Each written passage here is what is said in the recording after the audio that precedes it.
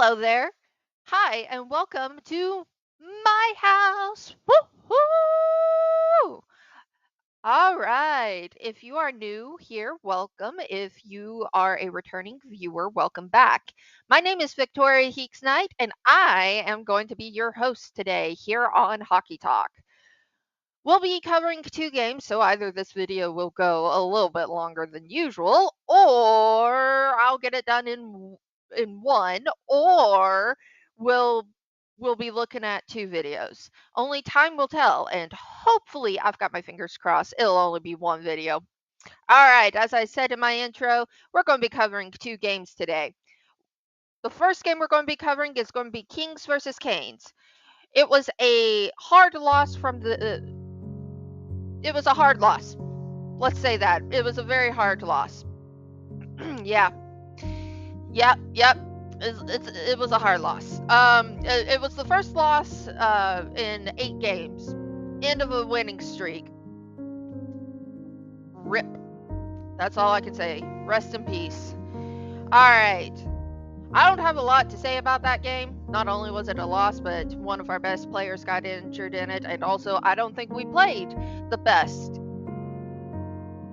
in that game. I also think so. Basically, in the first two periods, yeah, they were there. Yeah, they were playing hockey, but I also think that they were asleep, like groggy. They were not present, and so to me, I mean, I know there's a lot of factors. They're traveling. They're tired from traveling. I mean, they're in a different time zone. I get it. That's a lot of stress on the mind and body. And let's talk about the third, shall we? That third period. It was awful. It was bad. It was bad.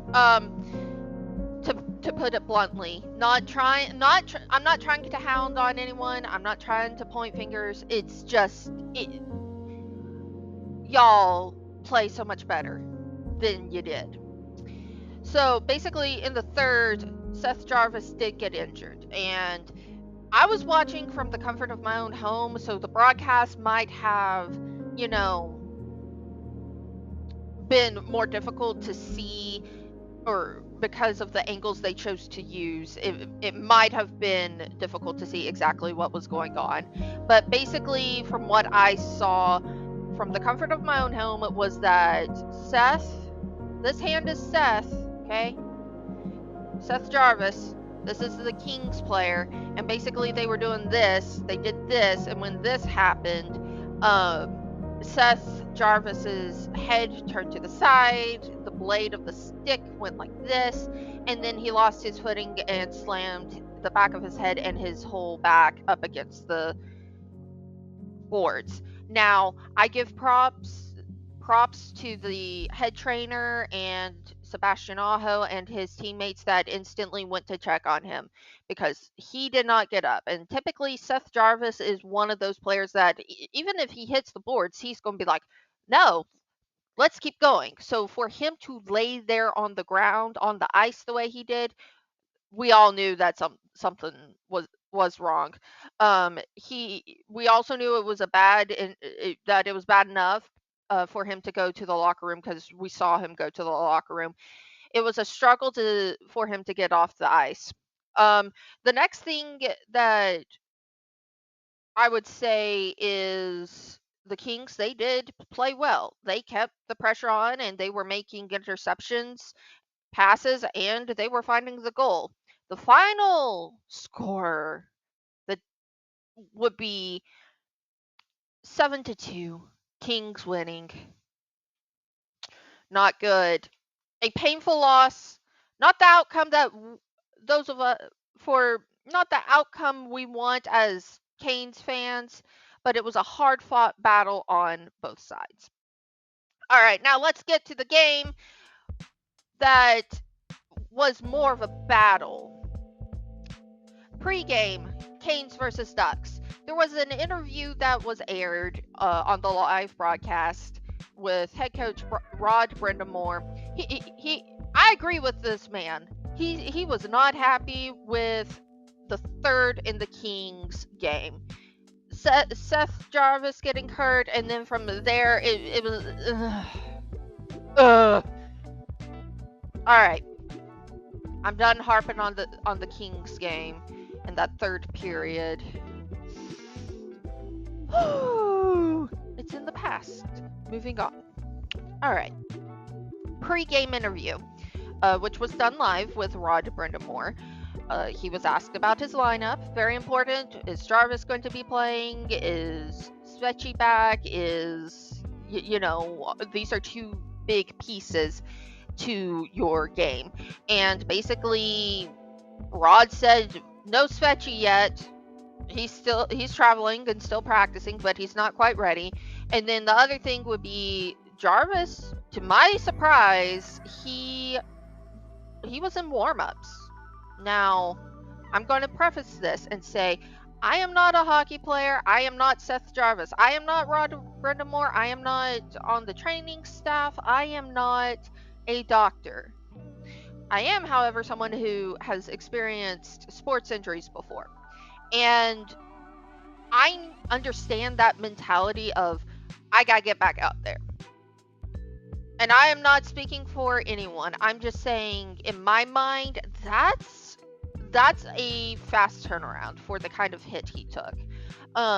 Like I said, I'm not speaking for anyone. I'm just stating my thought process when I heard that. Then the next thing that was talked about was gameplay, turnovers, and the game being played on our end. That third period in the Kings game was the perfect example, which was, we played the game mostly on our side, and we were not making passes. We weren't making interceptions. Yeah.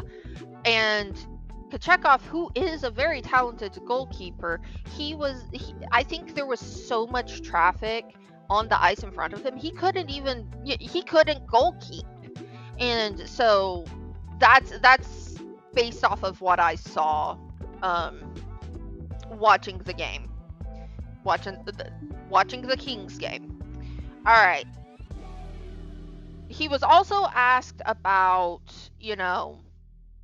his opinion on the Ducks going into this game, and I'm not quoting, I'm paraphrasing, and this was done on a live broadcast, but basically, I agree with his sentiment, which is the Ducks are a dangerous team going into that game, because they're right on that cusp of being in a wild card slot, and honestly, that makes them desperate. And I've seen it before. I've even been on a team where this has happened, a sports team where this has happened.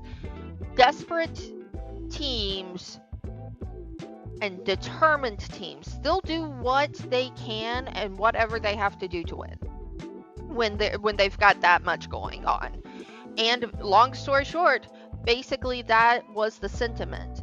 Gotta keep the players sharp and got to be ready to play. I love Rod Brind'Amour interviews. I will circle back around to that later as to why. So let's move on to the rest of the pregame. So I'm really confused as to why or how this came up, but apparently Stankoven is 5'8", and apparently that's worth spending 5 minutes talking about, 5 to 10 minutes talking about. I was really confused by that. I get it. It's a little odd because most of the, other hockey players you see are like at least 6 foot something. Not all of them, but most of them. And I mean, yeah, I was kind of like, this is funny that they spent this much time talking about it, but I also am like, why is this important? He plays the game great. One great example of oddities in sports would be Derrick Henry. He is a running back. He played for the Tennessee Titans for years, and now he plays for the Baltimore Ravens. But most other running backs, they're not built like Derrick Henry. Derrick Henry is built like a train, and he'll run you over.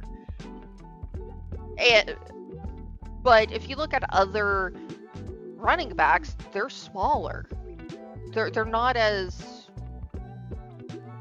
they're not built like Derrick Henry. So, and he's an awesome player.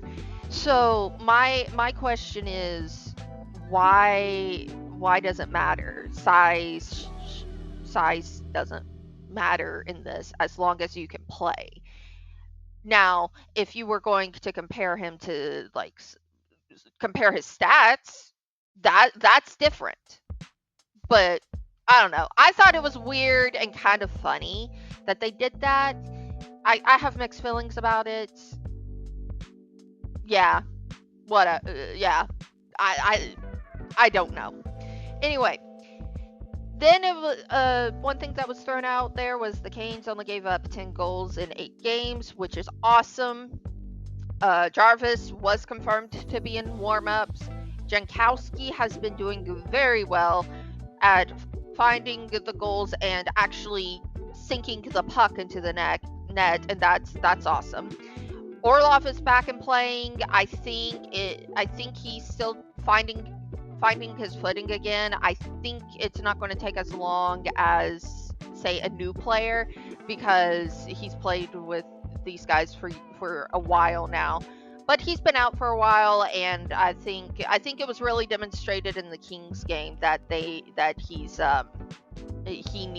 still kind of finding his footing a little bit.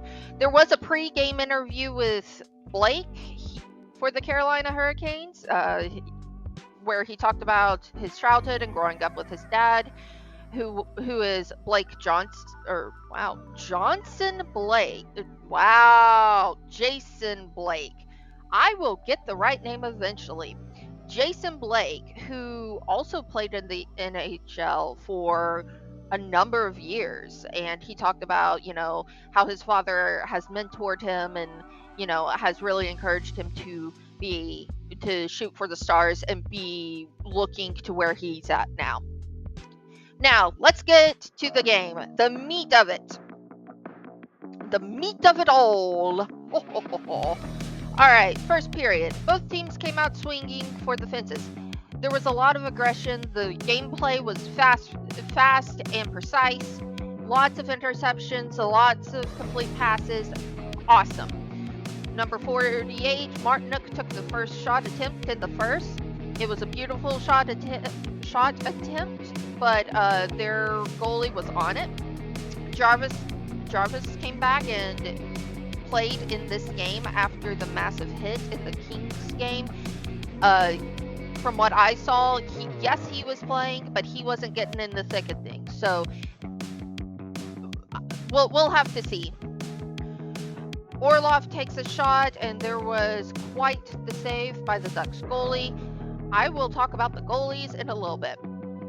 Freddie also made a great save around the 13:20-ish time mark. You'd have to go look to see exactly what that save was. I did not write down exactly what happened. Second period, Seth Jarvis and Sebastian Aho were beautifully in sync with each other with 2-on-1 attempts. They had at least 2 of them, and they were synced up and just reading each other like books. It was wonderful to see. The Ducks did score in the second, but then we answered with number 77, Jankowski, and number 48, Martinook, scored. And there was a good back and forth between both sides. Lots of fun to watch. End of the second, Canes lead 2-1. Third period, Sebastian Aho had some very good short-handed attempts. And Sebastian Aho also had at least 3 breakaways and 3 great goal attempts. I wish they had gone in, not just because I'm a Canes fan and that would have helped the score, but also Sebastian Aho, when he does plays like that, it's it's like magic. It's so much fun and so exciting to watch. So, and it's very electrifying to watch him do that. So I love it when he does that. All right. Taylor Hall got a hat trick. Woohoo! Round of applause. And that was on an empty net too. So it's always a great time for a player to get a hat trick, especially on an empty net, and especially going into the playoffs the way the Canes are. And one of the best moments was seeing Kokanyemi and Hall sitting on the bench afterwards, laughing and congratulating each other over that particular play. Hall seems to have found his groove and how he kind of fits in with the team, and that's awesome. That's awesome. I think he's still a little on the outside of the mesh, if you will, but I think he's getting there. I'm very impressed with Hall. I think he's doing good. End of the game, Canes win. Canes win 5-2. All right, so here's the part of Hockey Talk where I'm going to go through some thoughts, my final thoughts, and I do have a question built into this section, and then I also have my favorite moments from the night. So let's talk about the goalies for both sides. Freddie Anderson and Dostal, I think that's how you say his name, or Dostal. Are they human? Because they made so many great saves, so many amazing saves, so many saves that to me seemed so impossible. And at one point, like at every point during the game, like they both had great use of the glove. And even at one point, I was like, this is almost a game between the goalies, and the other players are basically, you know, moving the puck around kind of thing. The the goalie game was on point on both sides. All right. So here's my one question. And this is I'm not really for sure. I don't have a lot of information about this. This was a comment that was made on the broadcast, and I just was like, okay, that's kind of odd. I don't know, but basically, they were talking about the Ducks rebuilding their team and stuff, and one of the things that was mentioned was younger players. And I'm not against younger players, not at all, and I'm not against older players, not at all. But the thing that struck me was that they were talking about there's apparently rumors or speculation out there that the Ducks are looking for like 25 and younger. And I remember thinking that's a little bizarre. That's a little bit odd because in my mind, sure, get the younger players, bring them in because you literally got to pass the puck at some point. But also, you need to pass on the knowledge to the younger generation. So, how are you going to do that if you don't have, seasoned players? I don't know. I, it was something that was said in passing on the broadcast, and in my mind, a great example is like Brent Burns. He's been in the league for years. He's played for many different teams. Now he's the seasoned player, and he's passing on all of his knowledge to the younger guys, or the guys who haven't been in the league nearly as long. And if you take that away and replace, like, that's a culture thing as well, because your older guys are going to be the ones that also make sure you have a healthy locker room. Like, I'm sorry, that like I say, I don't know that much about the Ducks. I don't know that much about the rebuilding plan because I'm not part of it, and I'm quite frankly, I don't want to be part of it. But I thought that was such an odd thing to be mentioned on a live broadcast. Anyway, favorite moments. I love the Freddie Anderson montage before puck drop. I always love the montages, but I think they did a very good job with Freddie Anderson's uh, for this game. All of the Canes goals, of course. Um, the the whole thing about talking about Stankoven's height, funny, strange, I don't know.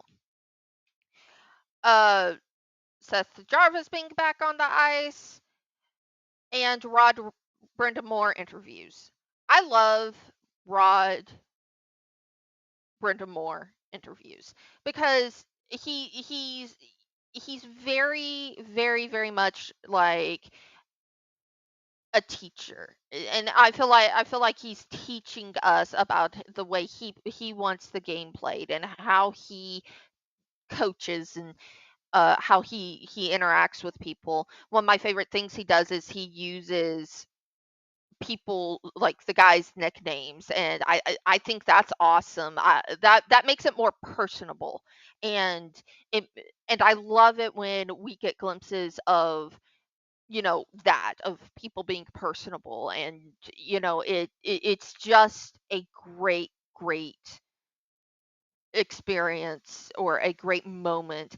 And Rod seems like a very knowledgeable guy, very nice guy, very fun guy. And so when I do get to see his interviews, I love seeing his interviews and seeing the knowledge, if you will, the knowledge that he will bestow upon us. So he gives to me he gives like teacher dad vibes, if you will. Like he's teaching us, but he also has like a little bit of a dad vibe uh to him. So I love Rod Brind'Amour interviews. So yeah. So yeah. So seeing his interviews was a highlight for me, not just us winning the game. All right.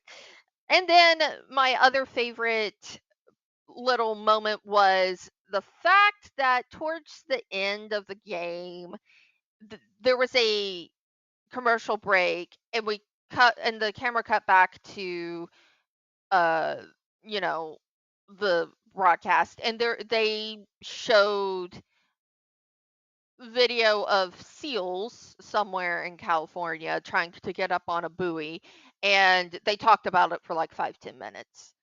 I love seals, I love the animals, and I love the fact that they talked about this and took it so seriously for like 5-10 minutes.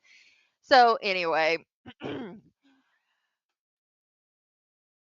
anyway, that's all I have for today. If you have thoughts, please keep it cute and sweet in the comment section, and I will see you next time.